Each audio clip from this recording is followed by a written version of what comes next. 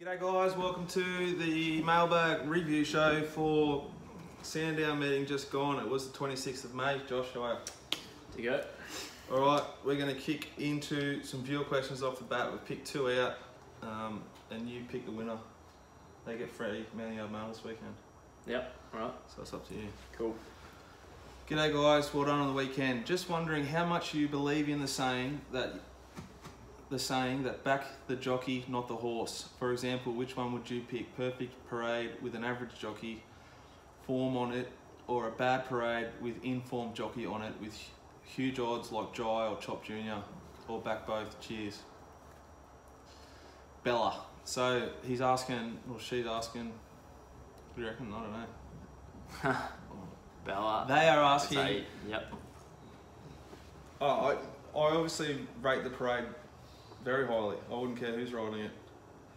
I'd factor in the jockey to my price already before I've done the yard, and then the yard goes into my pricing, and if I think I've got an edge, I bet.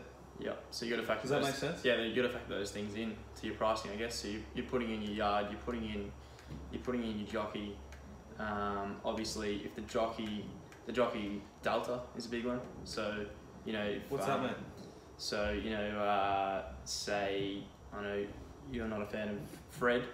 So Fred comes off. Fred at the moment. Fred rode one really well on the weekend. And then say Chop goes on, that's a positive jockey delta. So you'd be giving it, however you quantify jockey strike rates, whether it's just the percentage, you know.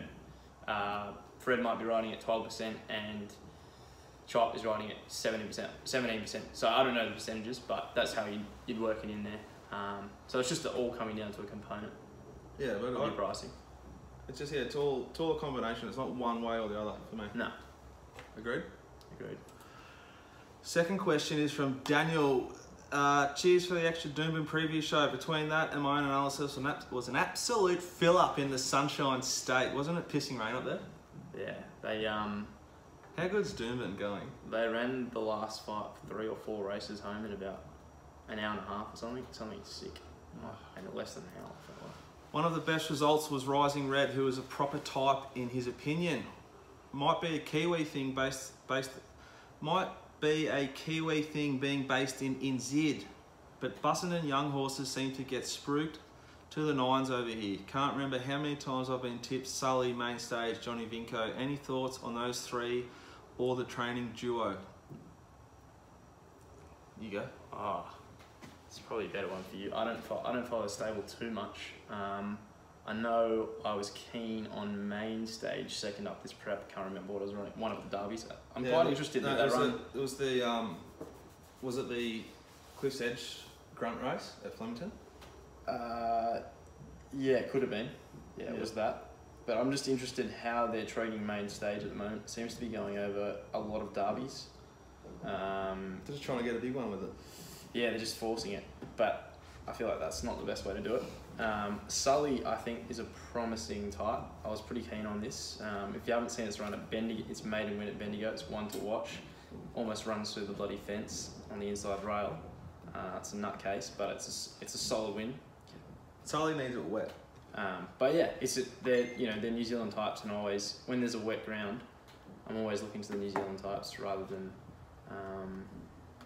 the Aussie types. I don't pay much attention at all to where the horse is from. Like, it's a Kiwi horse that should do this or should do that. They seem to be pretty good horses if they are Kiwi horses, and the Bussin and Young Yard seem to present their horses fairly forward and often really good looking horses that are healthy. They are often spruiked. I think they're a bit of a betting stable and they like to sort of tip horses. Yeah. And that mail seems to get out and the price seems to be gone pretty quickly. And having most of the Richmond Football Club behind Main Stage, I'm sure helps a good change in prices. Well, there's a fair bit of expendable cash. Yeah. Got a bit of cash. Follows Richmond. Down Punt Road. Been following for how long? 6 months? 8 months? Yeah, probably. If that. Alright, that's... Which viewer question are you giving it to? I think Daniel's question.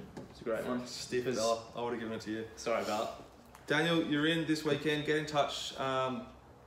Message the mailbag Twitter account. Please don't message me. And that goes for everyone on race day, if you have any dramas with any of the services, you're going to get the quickest and best response via either messaging the Mailbag Twitter account, messaging Drew's Twitter account, or emailing Drew directly. I'm at the races working, betting, so I often just ignore it, to be honest. I'll snapshot it and send it to Drew. He doesn't ignore it. He passes it on to people who are occupied at the time. Yeah. All right, we'll go through the results quickly. Belmont, we had a good win again. Pete is a fucking machine. He's a weapon. I'm headed over there to Belmont in a couple of weeks. Looking forward to it. Rob had a bad day at Randwick. He got a few wrong, a few unlucky, just sort of missed holes. The track looked a bit tricky, I reckon. Did you watch much of it? Didn't see much of it, but just classic Randwick track. Those lanes out wide again were playing a huge part. Yeah. I'm not fully into Sydney racing unless it's the main carnival over there. Sandown was pretty large. We went well. It was a great day. I love Sandown at the moment. Truly Discreet was one of the larger bets I've ever suggested, I reckon, in Many Yard Mail, like relative to odds, looking potential collect. So that was fat. And the movers had another good weekend. So results wise, we're going pretty well. Everything's on the website. So you go and have a look for yourselves, make your own decisions.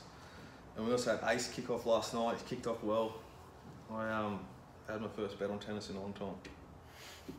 I like to ask him what the handicaps, how they actually work. They're tricky in tennis. They are. If you're not used to them. They really are. They are, and you can get pretty fucked. You play well. His first bet, the bloke won the first 2 sets and was up in the third, and he started cramping. Yeah.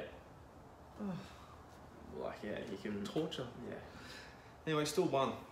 Race 1, let's get into Sandown. Smash it. Race 1 was the 2-year-olds, 1,200 metres. We had Black Cav's daughter, son, for the Hawks team in. What'd you make of it?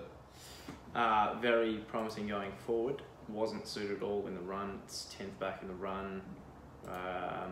And just finished off, hit the line so well. They walked early here, did they? Yeah, so actually he's a times man, so when we're on course, he's all over the times. He's very, very good at it. So the tempo stuff, I'm going to leave to Josh from now on till forever. So yeah, just tracking them sort of with our in-running stuff, along with just having a look at after the race, thanks to racing.com times. I know there's discrepancies between sort of the final times and racing.coms, but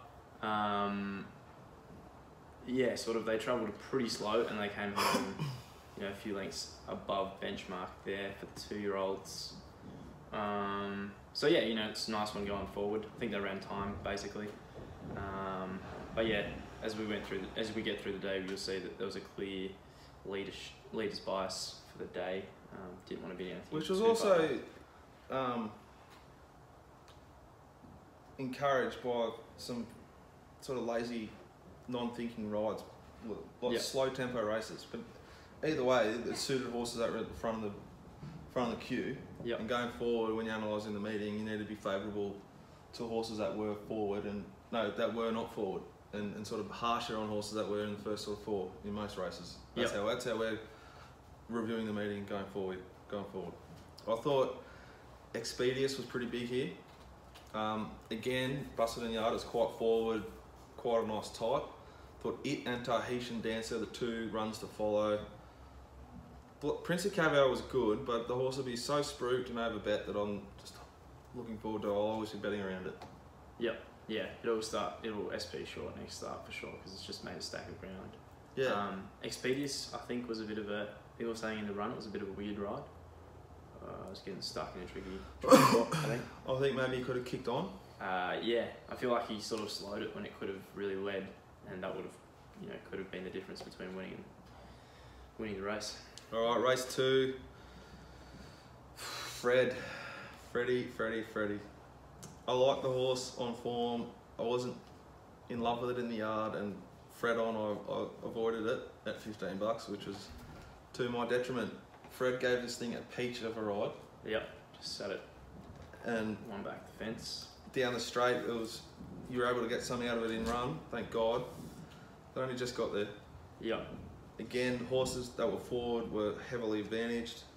I thought Paint and I thought Brian were the 2 runs out of this race that could be winning, hoping they go to something a little bit weaker. Yeah, a bit of a weaker class. Even maybe something provincial they could be up to, but possibly country might be for those two for paint.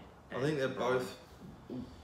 One's definitely at Warrnambool, and maybe the other one is 2 or Ballarat. Yeah. So short SPs, but could be close to morals down there. Yep, the softer the better. But you know, these things aren't. This isn't a great class of. Because they've only gone just quicker than 2-year-olds too. Yeah, and it's not a great class of horses really. Nothing flashing here. Princeton Spirit, that was stuck 3 wide. Forgiving it? I don't know. I didn't really like it prior to the race. I don't think, and I never really do. I never really saw its appeal. Especially, I remember one night at the Valley went with short SP. I think it won. Pissed in. Then it pissed in, but I just I couldn't see the value in it. I think it could bounce back next start. Could. Yeah, but we'll see what the sort of a race is. If it's going up in class, definitely don't. One for me that wouldn't be taken at short odds. Was this a race that you slaughtered in play? I've just remembered that. No, I took this one really good. Which one was that? I was banging away Highland Beat in run. The next, I don't know which one I slaughtered in play. Was it the Peacock race? Nah, I got a bit out of Peacock. It could have been the next race with Lycurgus, and I had a good position on it, and I got greedy, thinking opposition was going to chase it down. All right, race 4, race 3, the staying race, 2,500 metre race. It's a pretty boring race. They walked, literally walked. They almost didn't walk. They went that slow. Yeah, Ollie's put on a clinic here. Yeah, interested to see what the final time is to the 600. I've got it going around the 10 lengths below. Obviously that's just off some really rough calculations, but yeah, like you said, Lycurgus, Peter Rudd by Ollie. I really think the opposition could be one to follow. It's a listed runner from the UK. Then the next start, Frankie Dettori butchered it. You know, it was a 1.8 shot in some restricted 85 thing. Sorry, you on about this on Saturday? Frankie Dettori does. Bird flew home here. Yeah, you can have that. But they're going to take it over probably the hurdles next start, and yeah. So you're going to back a Leon and Troy Corster's horse over the jumps? No, I'm not. But that's just a whole new level of sickness. Sure, run over the jumps in at the Bull, I think. I don't know. Or somewhere. No, it's not a stable you're going to make any money out of, in my opinion. Lycurgus is flying. I thought if Shakopee finished off the race a little bit better, I'd want to follow it. It was not. It was horribly ridden by Joel McNeil, and I can say that because I've spruiking Jai constantly. He's flying, but what were your thoughts? He was intent on getting this thing to settle at the back for some reason, and they walked, and the horse hated it. So I think it's just a shit race going forward because they've gone so slow. Gone too slow. It had the run out front, easy run, but too slow. Needed more pace, didn't it? It's just let better. Like the horses with a turn of foot won. Yeah. They're average horses. It's nothing that. There's nothing. Numia looked quick, like. See how bad the race was. Oh, yeah, I thought it was good to go today. But anyway. Race 4, the jumps race. And I got this on Mounting Up Mail. Thank the gods. I've got to admit, I enjoyed this race a lot. I'll let you go forward with it. I think you got a lot to say. I think the Dominator was extremely heavily back, like it couldn't lose. You hear rumours on track all the time about certain stables and certain connections, and you know when certain horses and stables unload on a horse like this, I hate it. They know something you don't know. Yeah. Whatever that is, do the maths. But to see it get beaten, I thoroughly enjoyed it. Like I was laying it before it fell. I don't want to ever see the horse fall. It wasn't going to win anyway before it fell. Yeah. I think they went pretty quick here. Yeah, I haven't done times here, but I felt like it was just a win for the little guy. Sort of like it just ran off down the back up the hill. Well, it was jumping. It was going quick, and then before it got to that last jump where it's falling, it really slowed down. You see it slow, and like you don't know if it was. So I was already Johnny Allen, but if he was slowing it, or if it was just naturally slowing and it couldn't go. Yeah, it's just an enormous collect. Thank God in a jumps race for me, because it's my maiden collect in a jumps race. And you did say don't be shy. It looked one of the best out there. I thought it was the fittest horse. Yeah. and I wasn't convinced on the stable, but they got it done. Yeah. And there was a lot of juice late too because the gold medalist was coming and he's calling it like it was coming. But if you're sitting on track, the TV vision very deceptive. Yeah, it's very deceptive. But Yeah, it was, two lengths on yeah, it. it looks like, on the TV, it looks like it's The flying. photo finish on racing.com was the margin the whole way down the straight. Yeah. Anything else? Nah, just probably like Just one for the little guys there. like 5 kilos. I think I'm big with the weights. I don't know much about the jumpers, but the 5 kilos I think made the difference between it. Down Like, the straight. I think it's just down the straight that, you know, they've travelled, what is it, like 3,000 metres before that, coming down the straight. Yeah. And it's like, that 5 kilos is everything down there because they've already done so much work to get there. I think even at the bull though, like gold medals didn't explode down the straight. It just outgrinded the other horse. Yeah, and that was the top weight as well, which we've been leading the whole way. So sort of one to pick up on. The next jumps race was a strip for me. Big strip. I pretty much gave almost everything I won on the previous jumps race back, so I was back to normal jumps racing for me. Yeah, it's an I interesting thought race. Cell Sense almost fell at the last hurdle and I got stuck into it. Yeah, didn't see it. Yeah, like It I was was like 3 seconds of... It was between 110 and 105 with one hurdle to go, which Yeah. I thought was crazy before a hurdle race where it's not guaranteed to finish the race with one hurdle to go. You know, it could just fall. Well, there were some people out there who were happy to find out that $1.05 and $1.10. Yeah, some guys are just sickly backing it. It was an average parade for a horse that can parade really, really well. It was $1.80 when I first looked at him in the yard, and it was $2.20 by the time it jumped. Is that about right? Yeah. Do you remember what it was? What it paraded like? Perfect. At Caulfield. Yeah, we backed it. At Caulfield. We backed it. Yeah, yeah, I love this horse. Yeah, yeah. I thought it was cooked. yeah. So Then yeah, and the drift happened. I thought it's done. yeah. So I was just laying it and laying it and laying it and laying it. And then I thought it fell, and I laid it again and again and again, and it just pissed him. Yeah. Back to the normal jumps racing routine for me. Then after race 5, that's when the security guards entered the day. What's your take on that? Look, I've seen the video on it, and you know it's tough to see what really happened there, but it looks pretty poor on their behalf. I don't want to scrutinise anyone for it, you know, not knowing what's happened. And I saw it. maybe there was some possible protesters or something that day coming in, and they wanted to be wary of that. But I don't think this guy. I think this guy was just your regular punter. Having a good time, and There was 8 of us sat behind the glass. Is it called the Saintly Room? yeah, In the Saintly Room, directly behind the young man who was put in a headlock. I walked past him for the previous 5 races after doing the Mount Yard Mail to the spot where we bet. He was not a protester, I don't think.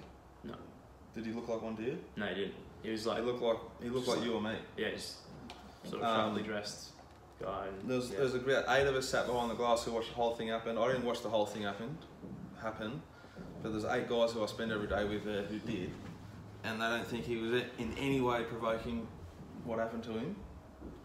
And I hope that the security guards are banned and never there again, because it's just a horrible it was a shit poor, look. It was a real poor. In any like situation in life, like you can't just put someone in a fucking headlock because. But it's more so like what was And he he didn't what swing was, at him. He did not swing at him. What was he? He was never grabbed gonna and he's harm like, him. "Get off me! Don't touch me." He was never going to harm him or anything like that. But anyway, back to the racing, eh? And it also, Jake Norton got in touch with us and was very nice and appropriate, and he's a good man, and there's no problems with us with anyone. Just we thought it was crook. It was. I just hope the security guards are never there again, because it's just such a bad look for the sport. Now, I was going to say onto a brighter note, but this one is a much of a form race going forward, race 6. It's a messy race, yeah. Yep. So Race 6, 2,100 metre race with a horse that SP'd wing sides here. What did it jump? it was it says 1.4 on the SP, $1.40 on the about the same as BOP. Betfair as well. It's about the same. What did you make of his ride? I think there was nothing wrong with it. I think people need to remind themselves that that wasn't the grand final for that horse. It's it's an open handicap at Sandown on a Saturday. The horse, it could be a star. I believe it's a star. It's going to the Derby next race. It's had a tough run, which Weary loves. and it's going to go up to the Derby. It's I'm pretty sure it's 4.4 in the market at the moment, so no one's got worried about it. He just got stuck in though. Yeah, he had it in the right spot for a stayers race. He's jumped the horse with great balance and landed it in a much better position than I anticipated. Yep. If he was on the rail, he's got it off the rail, yeah, travelling behind horses in the market. Other horses have taken off at the 1300 metre mark in a 2100 metre race for 3-year-olds. Yeah. Not normal. Yeah. So he's either going to somehow predict that's going to happen whilst he's trying to do everything else, yeah, at real time, yeah, and peel out 3 wide from the 1200 metre mark on a $1.40 favourite. No. Who wants that to happen? Yeah. Then there's no way he can get out after the 1100 metre mark. He needs luck. I knew he'd need luck, yeah, the whole way through. Some of the commentary from decently respected and people with decent jobs in the racing industry around this was just disgusting, yeah, and stupid. If you say things on Twitter with the jobs you guys have, I don't understand how you've still got them. Yeah. You need luck in racing, and when there's a leader biased deck, which it was, yeah, it's going to be hard to get out. Yeah. He went for a gap which closed. It was that Adelaide horse. Dr. Dependable sort of came back on it. Yep. He had nowhere to go. Yeah, it was a real tricky spot. And 3-4 back in a 2100 metre race, he's actually the best place to be. I thought he was too far forward. Yeah, could have even settled further back. Generally, in a non-biased track, Flemington, Caulfield, you can get back there and just run on. I couldn't believe the bake he got. I love him, but I'm trying to be as unbiased as possible. I thought the ride was fine. Yep. I don't know what else he was supposed to do. He's nowhere where he could have gone. It'd be good if there's someone on the show who thought otherwise, so we could argue it. But we're sort of agreeing. I thought Greycliff was fucking enormous in this race. You? Yep. Stuck wide. Yeah, it was cast. Yeah, throughout. I think it was one back, sort of 3 wide. It was cast, and there's just smart jockeys who pushed him in. Yep. It's always going to happen. I was hard against the horse from the previous show because of the way it mapped in the price. Yep. Chop did nothing wrong in my opinion. Race number 7.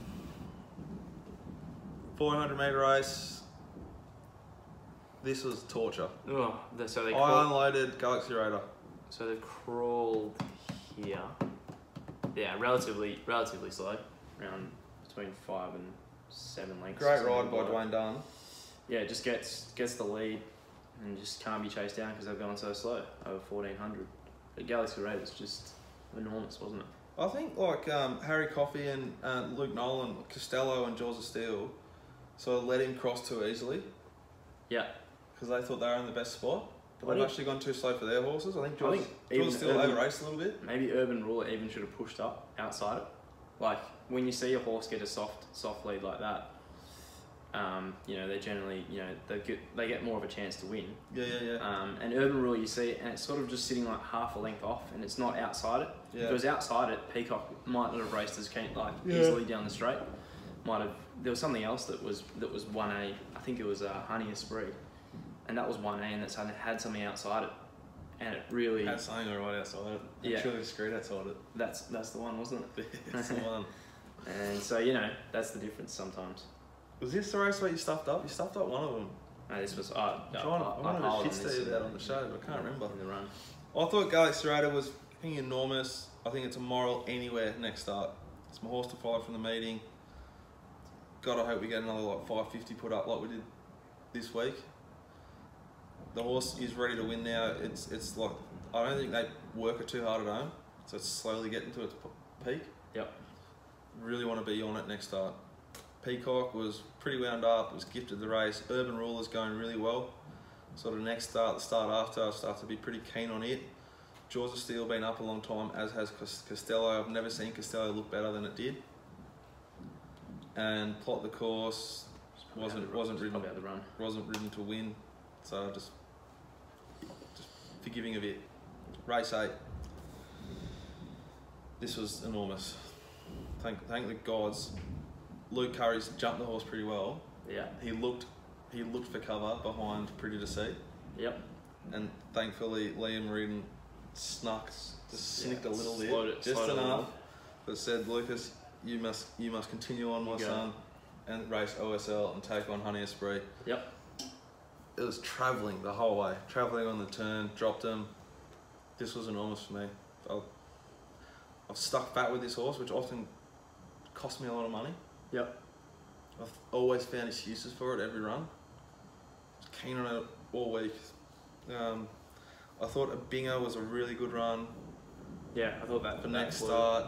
And Black and Tan scared the shit out of me down the straight. Yeah, that was flying. You said we were watching the Stewards before, it almost got like the speed wobbles. It was going that quick. Yeah, it was going so quick. Wanted to lay it out a little bit in the straight. And it was backed a bit too. So maybe next start Yeah, it was.